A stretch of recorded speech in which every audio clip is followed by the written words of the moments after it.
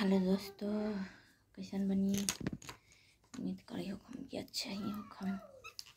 तब खाना उना खइनी कि ना लोगन?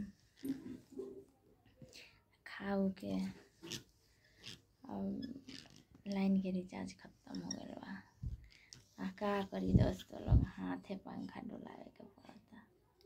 देखी हाथ पंखा डोलावता नहीं कथी करी।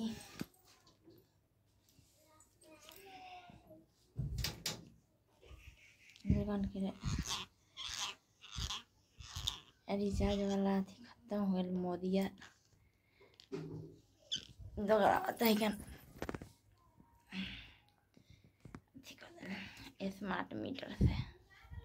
बहुत लोग के परेशानी होता, दिक्कत होता है स्मार्ट मीटर से। का करी, हाथ के पंखा हाथे के हवा खाता नहीं ना।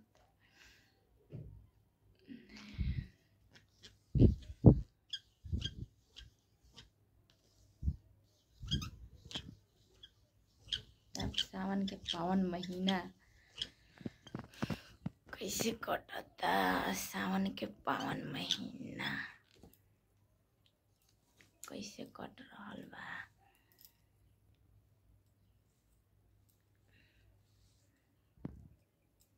बताई लोगन, सावन में तो हरियाली हरियाली चीज दिखाई देला।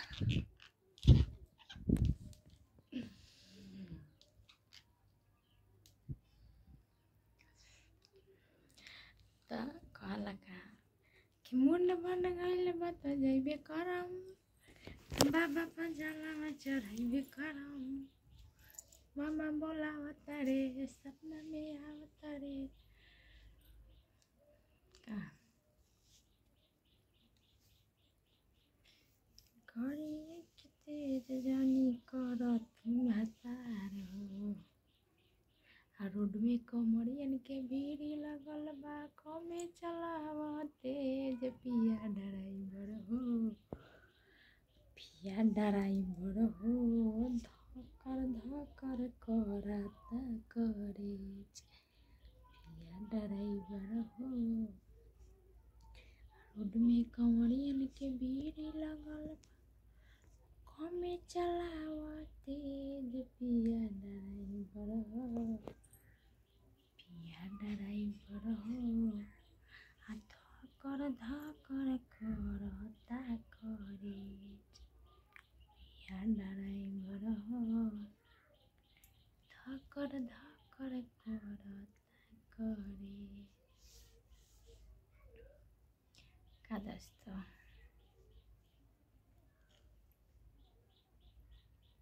बताई और का हाल खबर बा?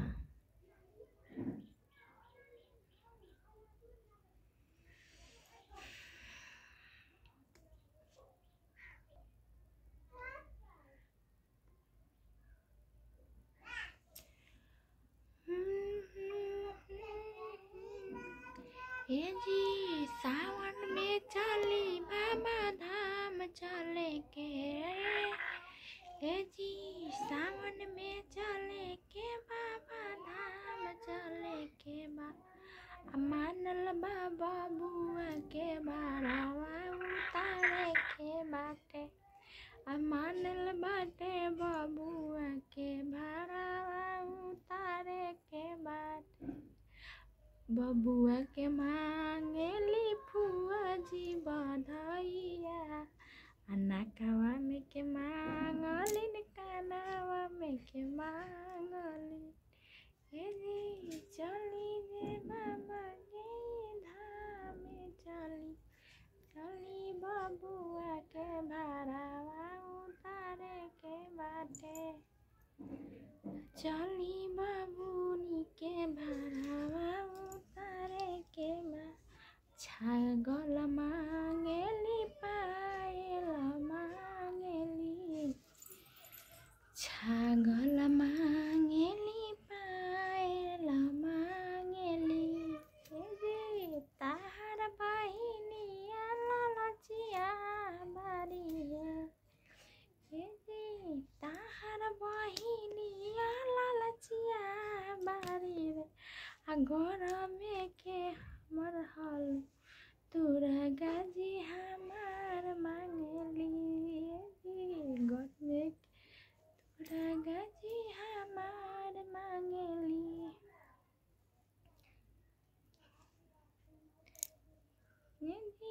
बबुआ के भाड़ा उतार दी बाबा के आके भाड़ा उतार दी अपना भोला जी के दर्शन करा दी हमारा भोले जी के दर्शन करा दी मनवा में बाटे जे लाला सजे लागल मनवा में